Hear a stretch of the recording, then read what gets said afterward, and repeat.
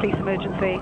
There's somebody lying on the floor badly aimed. It was a hell of a noise. It was a big smash. 01, book it off. It's a smash, isn't it? An 18-year-old man has died at the scene of this two-car crash. He was a passenger travelling in the back seat of the black Ford Focus. Strong smell of booze in you as well, Gar. The couple who were travelling in the Peugeot have both been taken to hospital. The priority now is to make sure that any marks on the road surface are preserved. Yeah, so this mark here leads around the bend, and this is striated, which means that the wheel's rotating whilst it's sliding sideways. You've got offside of that vehicle, offside of that vehicle, and then bits of the vehicle then will hit the floor and leave these little gouge marks. And from what he can see in the grass verge, Bob thinks the driver has attempted to avoid the impact. This one's obviously gone up onto the grass to get out the way, so he's seen it coming. As the evidence is captured with this 3D laser scanner, the investigation at this scene continues. We're going to lift these vehicles up and place them back over the marks. Spot on. This shows exactly where the Focus was when it came into collision with that vehicle.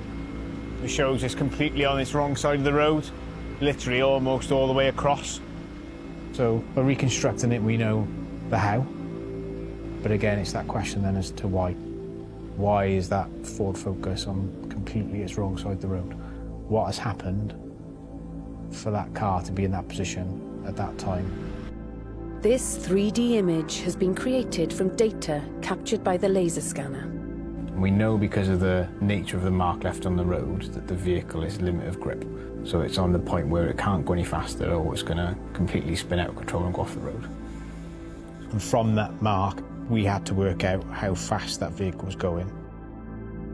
But key to these calculations is the level of grip provided by the road surface.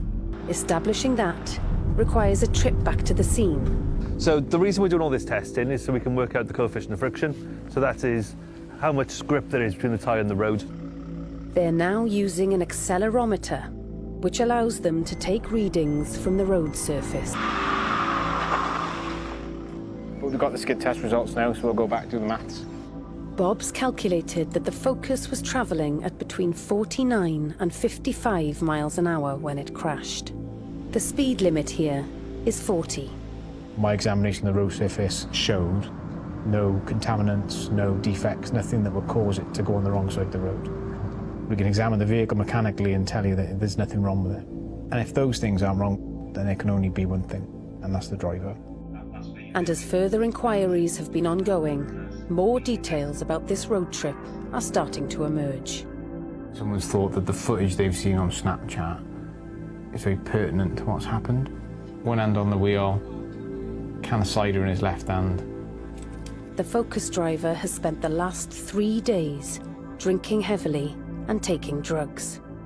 A blood sample taken more than 5 hours after the crash showed that the driver was still almost twice the drink-drive limit.